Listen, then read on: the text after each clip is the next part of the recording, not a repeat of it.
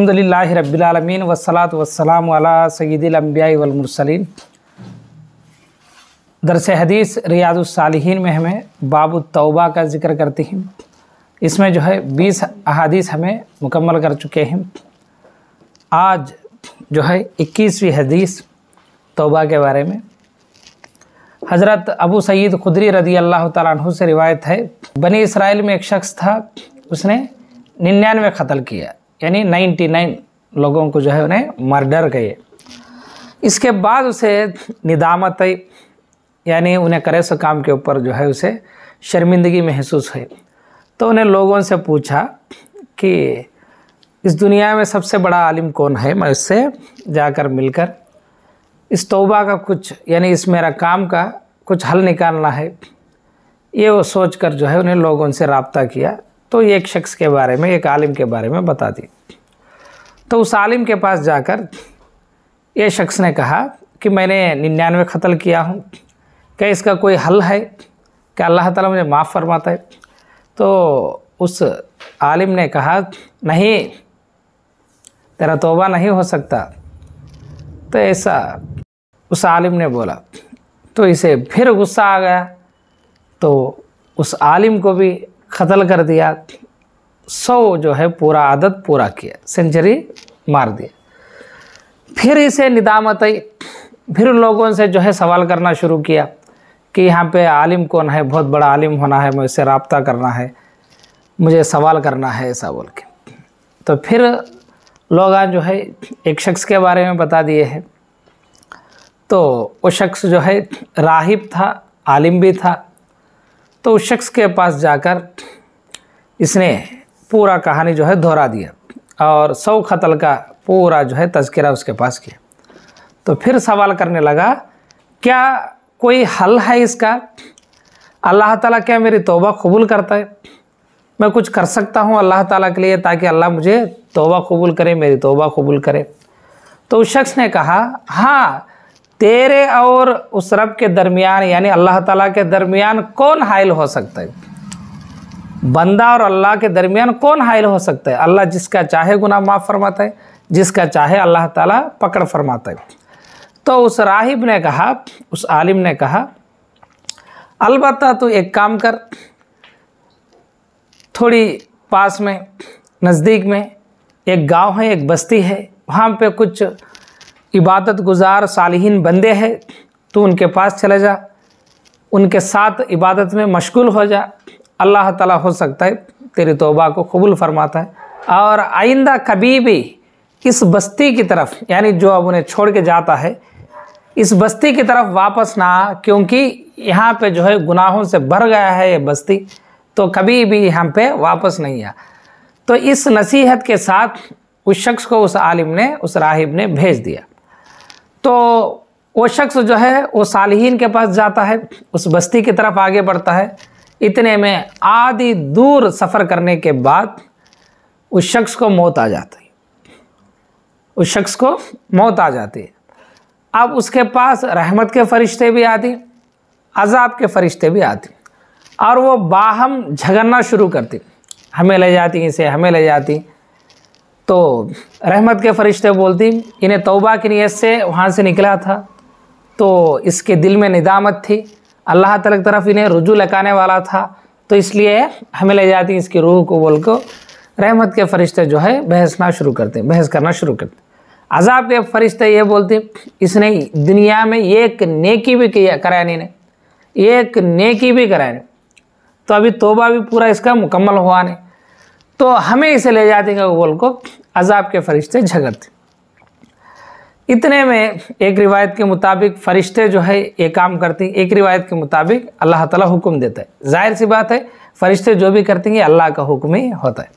अल्लाह ताला ये फरमाता है फ़रिश्तों को कि उस शख्स जहाँ पर मर गया है, वहाँ से जिस बस्ती को, जिस गांव को वो छोड़ कर आया है, ये दूरी मापो, और जिस बस्ती के तरफ जाने वाला है और जहाँ पे ये मर गया है, इन दोनों के दरमियान की फासला, ये दूरी को भी मापो। यानी इस तरफ से आए, यहाँ से मर गए तक कितना दूरी है ये मापो, फिर यहाँ मर गए जब सी और दूसरा शहर उन्हें जाने वाला है बस्ती, वहाँ तक कितना डिस्टेंस है इसे मापो। जिस तरफ जो है उस शख्स की ज़्यादा करीब है तो उसमें डालो। यानी अगर बंदा जो है इस शहर की तरफ, इस बस्ती की तरफ ज़्यादा करीब है तो अजाब के फरिश्ते जो है तुम ले जाओ। अगर इस तरफ उसकी जो है लाश नज़दीक में है तो तुम्हें जो है रहमत के फरिश्ते तुम्हें ले जाओ बोल के अल्लाह ताला हुक्म देते। तो जब एक फरिश्ता जो है इंसान की शक्ल में ज़मीन के ऊपर आकर मापना शुरू करता है, जब मापना शुरू करे तो अल्लाह ताला ज़मीन को हुक्म देता है, उस बस्ती को भी हुक्म देता है, इस बस्ती को भी हुक्म देता है कि तू सिमट जा, तू सिमट जा। इस तरफ जो है सिमट जाता है, इस तरफ जो है फैल जाता है। किस तरफ सिमट जाता है, नज़दीक किस तरफ हो जाता है, जिस तरफ बस्ती की तरफ ये जाने वाला है तौबा कर लेने के वास्ते, उस तरफ जो है नज़दीक हो जाता है। जिस बस्ती को छोड़ कर इन्हें आता है वो क्या होता है, दूर हो जाता है। जब फरिश्ता मापना शुरू करा तो एक बालिश, एक कदम इसकी लाश जो है जिस बस्ती की तरफ ये जाता है उसका करीब होता है, बस एक कदम। इसकी वजह से हदीस के अल्फाज है, इसकी वजह से यानी वो बंदा तौबा कर लेने के वास्ते चल पड़ा है, अल्लाह ताला को जो है 100 खतल भी अल्लाह ताला उसका ये अमल को देखे नहीं, लेकिन उस तौबा को, उस निदामत को अल्लाह ताला देखे। यहाँ तक कि फ़रिश्तों को ज़मीन को हुक्म दिया है उसकी फेवर में अल्लाह ताला, और उसे अल्लाह ताला बख्श दिया है। तो ये बनी इसराइल का वाक़या है। रियादुस सालिहीन में ये हदीस आती है और मुस्लिम शरीफ में इसका पूरा तफसीली तौर पर हदीस है 2760 पर 6 2766 और कई तुरुक है, मैं पूरे मिलाकर बोला। इस वाक़े से हमें यह पता चलता है गुनाह तुम्हें लाख गुनाह करो, लाख गुनाह करो, लेकिन जब तौबा के लिए निकल पड़ते हैं तो अल्लाह ताला के ऊपर उम्मीद है, अल्लाह ताला बख्शने वाला है, रहम फरमाने वाला है।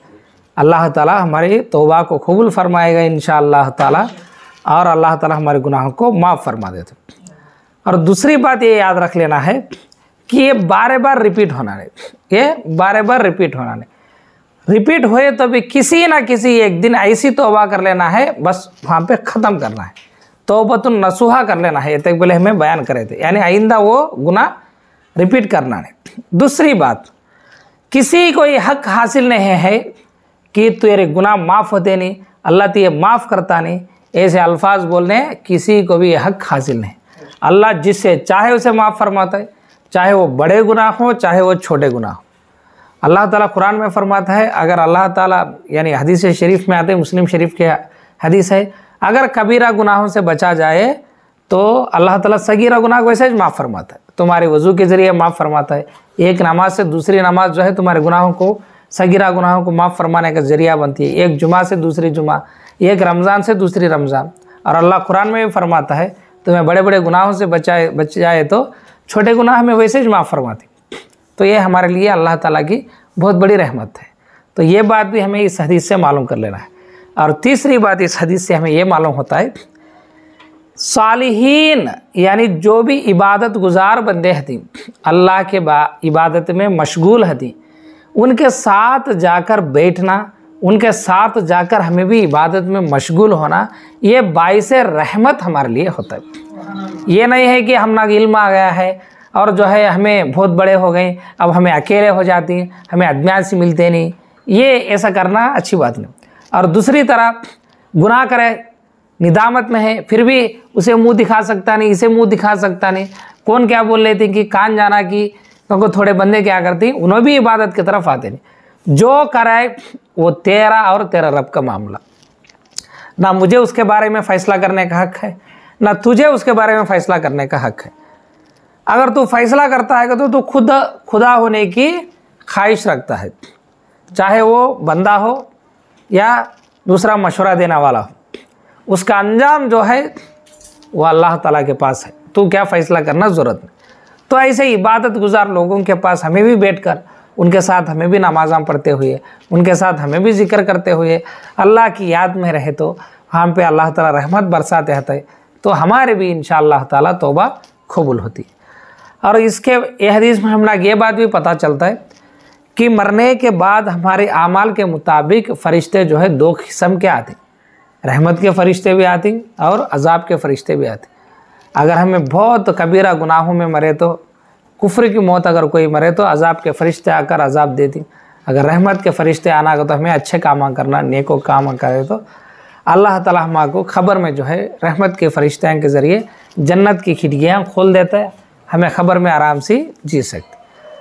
अब देखो, बनी इसराइल में एक शख्स को अल्लाह ताला इतनी बड़ी फजीलत देकर माफ़ फरमाया, वो भी 100 कत्ल करने वाले। तो उम्मत मुहम्मदिया सल्लल्लाहु अलैहि वसल्लम, हुज़ूर सल्लल्लाहु अलैहि वसल्लम जो है हमारे ऊपर रऊफ़ुर रहीम है। तो उम्मीद है अल्लाह ताला हमारे सगीरा कबीरा गुनाहों को माफ़ फरमाता है।